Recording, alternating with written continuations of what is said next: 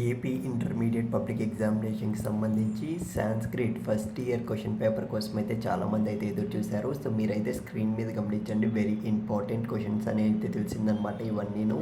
So ఇందులోటి మనకు ఎన్ని marks వస్తాయి ఏంటి అన్న దానిపైన అయితే మీకు ఈ వీడియోలో క్లారిటీ అయితే ఇస్తాను. సో వీలైతే వీడియోని బట్టి చూడడానికి అయితే ట్రై చేయండి. అలాగే నా రిక్వెస్ట్ ఏంటంటే ప్లీజ్ ఫ్రెండ్స్ ఒక్కడికన్నా ఈ వీడియో షేర్ చేయండి మీ ఫ్రెండ్కి. ఎందుకంటే సో చాలామంది సాంస్క్రిట్ అయితే కష్టంగా ఫీల్ అవుతున్నారు. ఫస్ట్ ఇయర్ స్టూడెంట్స్ కోసం అయితే నేను ఏం చేయడానికైనా రెడీ. అలాగే నేను ఒక్కటే అడగాలనుకుంటున్నా, మీరు నిన్ను మాత్రమే అడుగుతున్నా. సో నువ్వు ఏ క్వశ్చన్ పేపర్ కష్టంగా ఫీల్ అవుతున్నావో, తెలుగు కానీ మ్యాథ్స్ కానీ ఏదైనా ఫిజిక్స్ కానీ ఖచ్చితంగా కామెంట్ బాక్స్లో పెట్టేసేయి.